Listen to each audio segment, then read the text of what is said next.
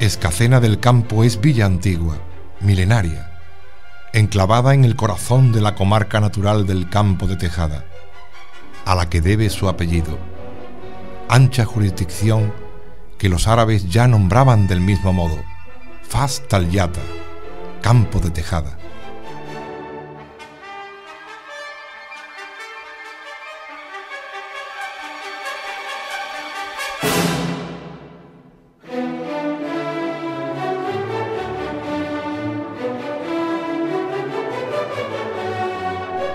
Su localización, limítrofe hoy con Sevilla, de quien fue en tiempos, la convierte en la entrada a las tierras de Huelva desde el Aljarafe. Su extenso término, que se alarga desde las estribaciones de Sierra Morena al norte hasta las feraces campiñas de la Tierra Llana al sur. La Sierra y Campo de Tejada, la de las contiendas o pata del caballo, que cifra su nombre en la precisa semejanza del mapa escatiano con la extremidad del équido animal.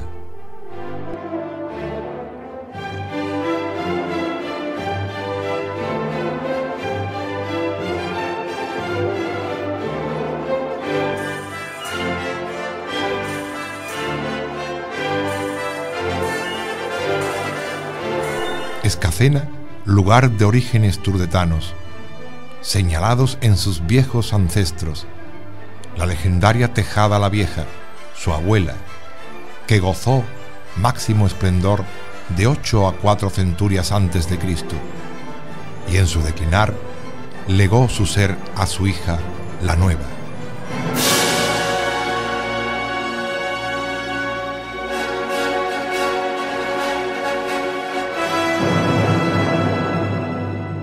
Escacena es hija aventajada de esta madre común de los campos que llevan su nombre. Tejada la Nueva, la romana Ituci, que vino a ser luego la floreciente Talyata andalusí.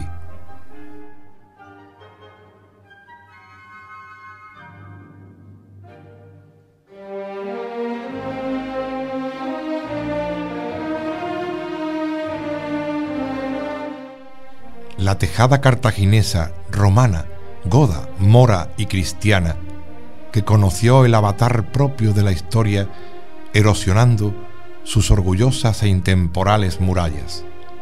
Su gente vivió las vacas de la abundancia y la escasez, de la guerra y de la paz, de la gloria y el ostracismo. Experimentaron la riqueza y la miseria, la victoria y la derrota, la tribulación y la fiesta, pero al alto precio de las mareas y las afrentas del destino, zarandeando sus efímeras e inestables existencias.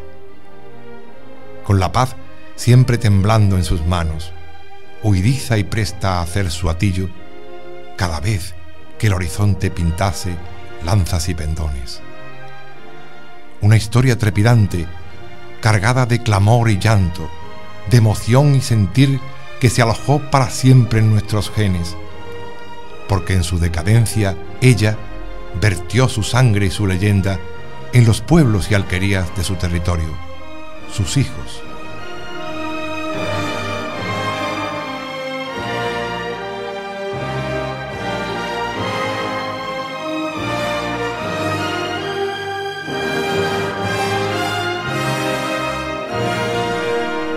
Escacena del Campo, pueblo añejo y rancio. Los inicios de su población se ciñen a los cimientos de la villa escatiana, la próspera y creciente alquería romana que supuso su primera piedra como pueblo.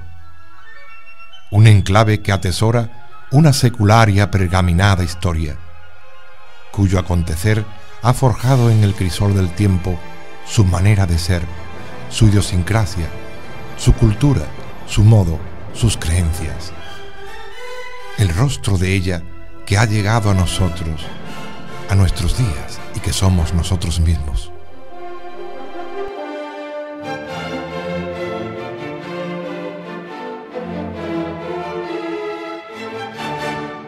Esa singladura histórica ha contribuido de algún modo a forjar también su religiosidad, la manera de manifestar su fe y su creencia en lo sobrenatural y en las realidades celestiales.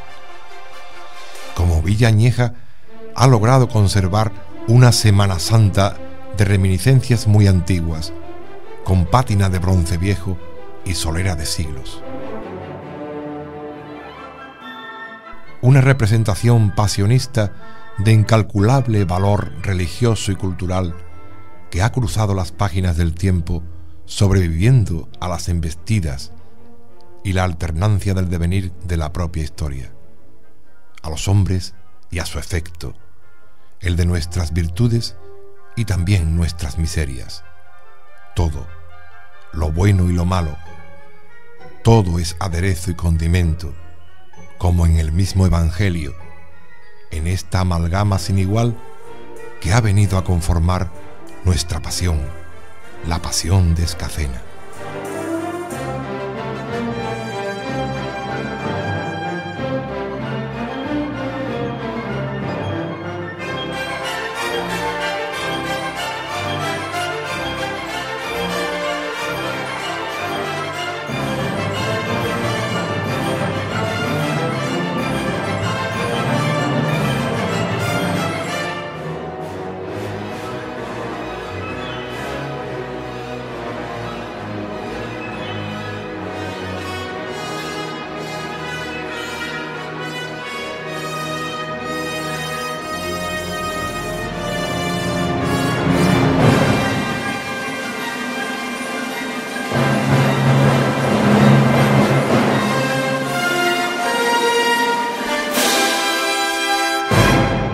Escacena fue siempre pueblo de gran raigambre devocional, honda piedad y acendrado fervor, tal vez en buena parte sembrada, adoctrinada y animada por la influencia de las órdenes monacales asentadas en su jurisdicción.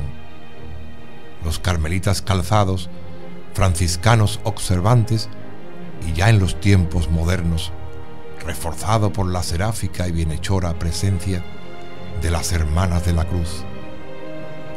No en vano, la propia Santa Ángela fundó convento de noviciado y escuela en esta villa en 1915, perdurando hasta 1981, cuyo edificio, por voluntad de las madres a su marcha, dio acogida a la residencia de mayores que lleva su nombre.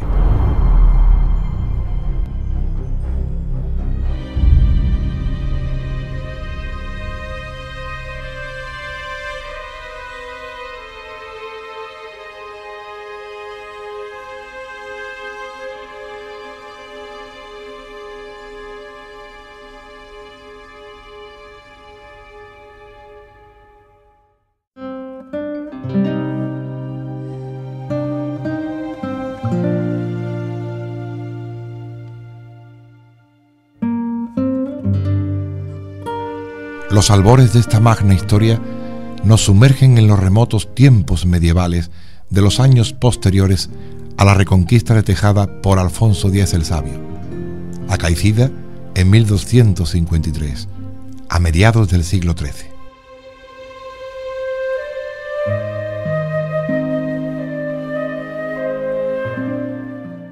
En 20 de enero de 1416, don Alonso de Egea, arzobispo de Sevilla y patriarca de Constantinopla, dio licencia al padre provincial del Carmen, maestro Fray Juan Martínez, para fundar convento de su orden junto a una pequeña ermita de una antigua y milagrosa imagen que allí se veneraba, la de la Virgen Santa María de Luna, que había en el término de la villa de Escacena del Campo, imagen a la que el señor arzobispo profesaba una gran devoción.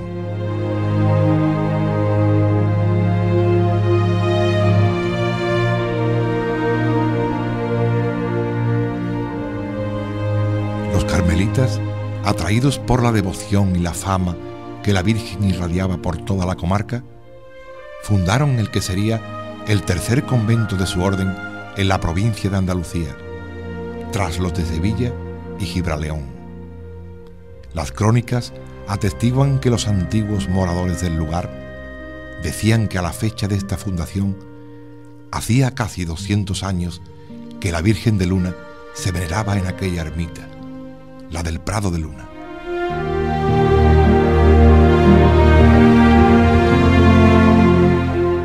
En 1531, los franciscanos fundan convento en esta villa, en el lugar de Latanor, con el título de San Antonio de Padua.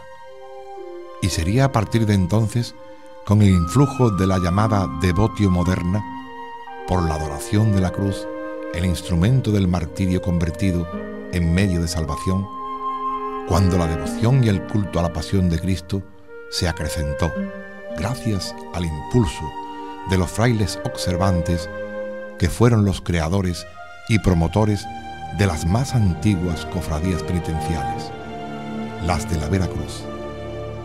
Así, bajo el influjo de la fundada en Sevilla a finales del siglo XV, se extendería esta advocación por todo el arzobispado, estableciéndose por toda la tierra de Huelva una serie de fundaciones de este título que se detectan ya a mediados del XVI en Gallamonte, Moguer, Escacena, Hinojos, Huelva, Villalba y otros muchos lugares de la actual provincia onubense. La Veracruz ostentó espaciosa ermita en la calle del Rey, hasta la desamortización de Mendizábal.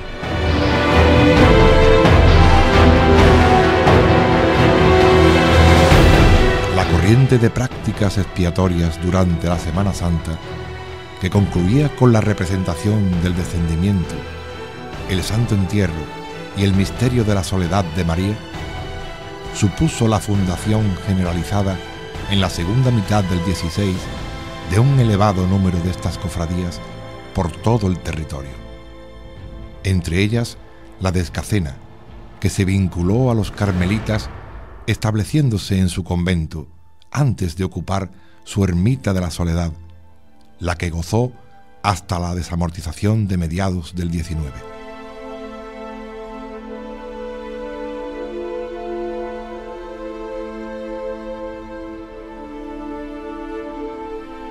El Sínodo Diocesano de 1587, promulgado para introducir en la archidiócesis las medidas adoctrinadoras del Concilio de Trento, supondrá un fuerte estímulo para el fenómeno cofrade de fin de siglo, impulsándose la erección de cofradías bajo la advocación del Santísimo Nombre o Dulce Nombre de Jesús, cuyo objetivo último era combatir la blasfemia.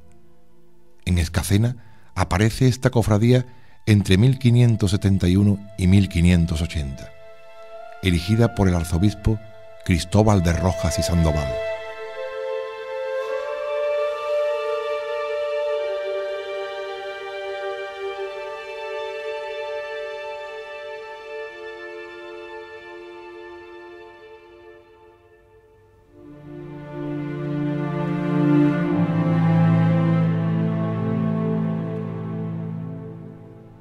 Sería en el convento de padres carmelitas de esta villa donde se escribió uno de los más bellos libros marianos del siglo XVII, la obra de 1621 del padre Juan de las Ruelas, titulado Hermosura corporal de la Madre de Dios. Aunque bastaría asomarnos a las citas bíblicas del Cantar de los Cantares y aplicar a María los rasgos de la amada para imaginarnos tan peregrina belleza. En dicha obra también nos narra los prodigios y milagros de la venerada Virgen de Luna.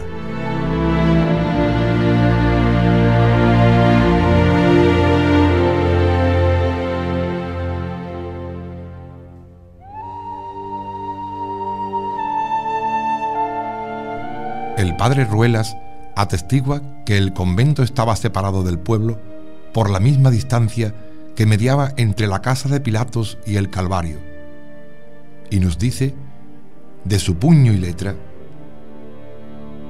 Siendo yo prior de este convento, quise ordenar allí el camino que llaman de la cruz, que hoy con mucha devoción y sentimiento anda la gente de aquellos lugares, principalmente los viernes de Cuaresma y otros todos los del año.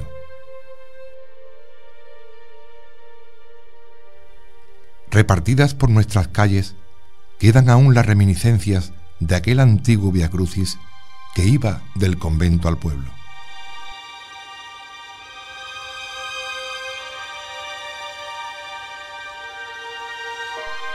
Hoy en día, el Vía Crucis del Cristo del Cementerio es el que impregna las calles en la noche de cada Viernes de Dolores de respeto, veneración y rezos. La misericordia es el preludio del Domingo de Ramos en Escacena.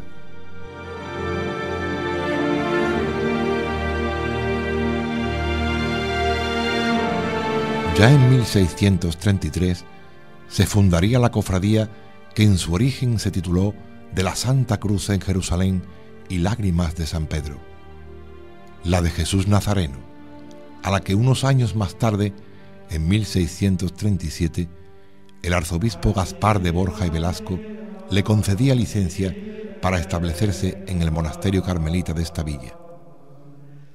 Sus hermanos juntaron el título de la Virgen María del Monte Carmelo al de Jesús Nazareno para ganar las gracias y favores del Santo Escapulario carmelitano. La advocación de María Santísima de los Dolores vendría más tarde, tal vez por la influencia de la Orden Tercera de los Siervos de María, los Servitas, que en la segunda mitad del siglo XVIII propició la aparición de numerosas hermandades con esta advocación.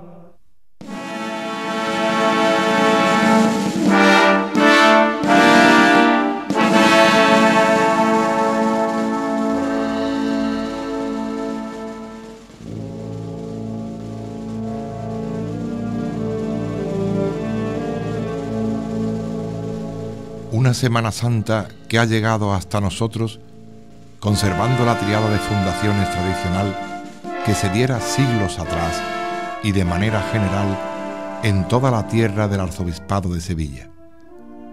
El crucificado, la soledad y el yacente, el nazareno. Así fue la tónica habitual: la Veracruz, la soledad y el entierro, y Jesús Nazareno. Las advocaciones generalizadas a sabiendas de las puntuales excepciones de aquellos lugares que en vez de la Veracruz es la sangre y donde el Nazareno es el dulce nombre de Jesús. Aunque en Escacena se da la circunstancia de la coexistencia de ambas cofradías, Nazareno y dulce nombre de Jesús, siendo incluso esta última más antigua que la primera.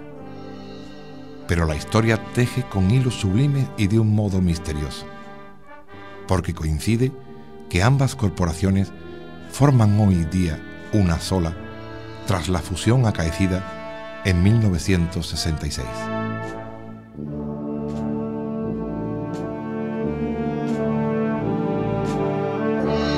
Con la cruz a cuestas, enclavado, muerto y sepultado, y allí estaba Mater. Con independencia de la cronología pasionista, que también la hubo en tiempos, Escacena ha sabido crear una liturgia procesional en torno a los días grandes de la Semana Santa. Y sin querer hoy, tal vez de un modo providencial, las cofradías están afincadas, cada cual en su jornada original, el momento procesional para el que fueron fundadas. De esta manera, como dicen las antiguas reglas de la Veracruz, y ten ordenamos y mandamos que todos los hermanos que agora somos y serán en adelante de esta cofradía, seamos obligados a hacer una procesión el Jueves Santo en la tarde, en la cual llevaremos el paso del Santísimo Cristo de la Veracruz y el de su Santísima Madre con el título de las Angustias y demás insignias. Vayamos vestidos con túnicas, cada uno como sus fuerzas alcancen, para que se conozca el que es hermano cofrade del Santísimo Cristo de la Santa de la Cruz, y el que pudiera ir vestido de blanco con su escapulario verde, como han ido en tiempos antiguos, y no con otra ropa que parezca no ser hermanos.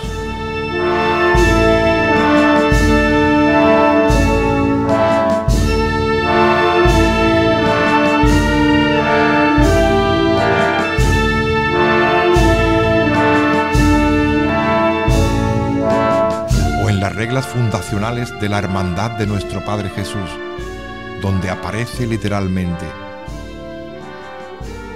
y reparando nuestra vida, llevándola sobre nuestros hombros, el Viernes Santo por la mañana, saliendo de nuestra casa con devota procesión a la hora de sexta, visitando 5 iglesias y el Santísimo Sacramento en cada una de ellas, llevando vestidas nuestras túnicas de color morado, que no lleguen hasta el suelo, los rostros cubiertos con capirotes bajos y justos a la cabeza, teniendo la misma color morada, y nuestra insignia en el pecho, bajo los ojos, y ceñida una soga al cuerpo, los pies descalzos por el suelo.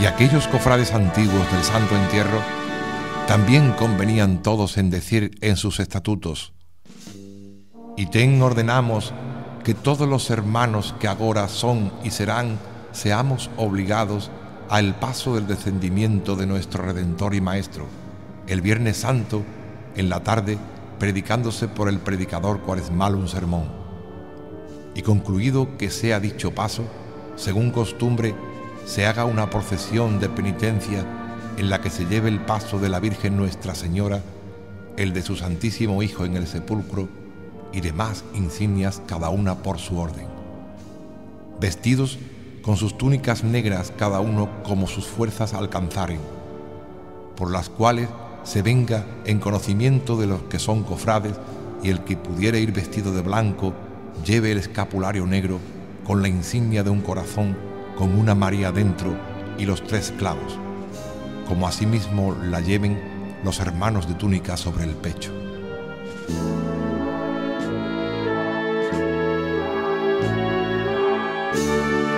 Las antiguas reglas del dulce nombre de Jesús también dictan la procesión de penitencia el Jueves Santo en la tarde, vestidos con túnicas y capirotes blancos.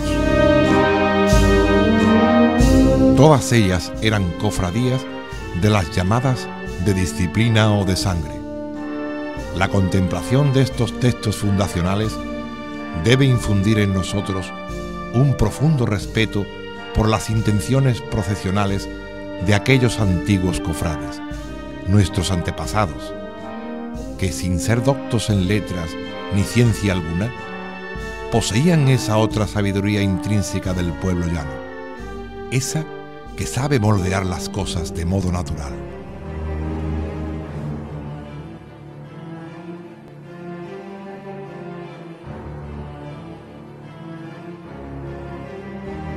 La trilogía pasionista de Escacena ha llegado a nosotros fiel a esa declaración de intenciones escrita en esos viejos pergaminos. Jueves Santo, madrugada y Viernes Santo, el corazón mismo de la liturgia del Triduo Pascual. Así ha sido a pesar de los obstáculos, los embates y agresiones de la misma historia. La pasión y muerte de Cristo, desde las agonías del huerto de Getsemaní hasta la consumación en el Gólgota y su entierro en el sepulcro nuevo de José de Arimatea, transcurrió en menos de 24 horas. La pasión de Escacena contempla un tiempo semejante. Pero, ¿acaso fue esto alguna vez un problema?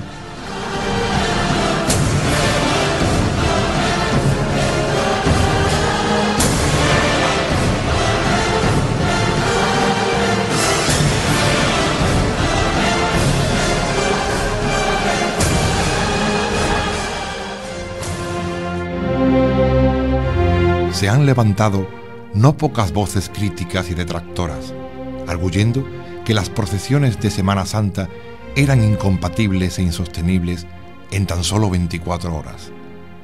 Algo que se ha convertido hasta en un típico tópico. Pero sin embargo, a pesar de ello, las cofradías sabiamente han venido haciéndolo del mismo modo y han demostrado que no existe tal problema.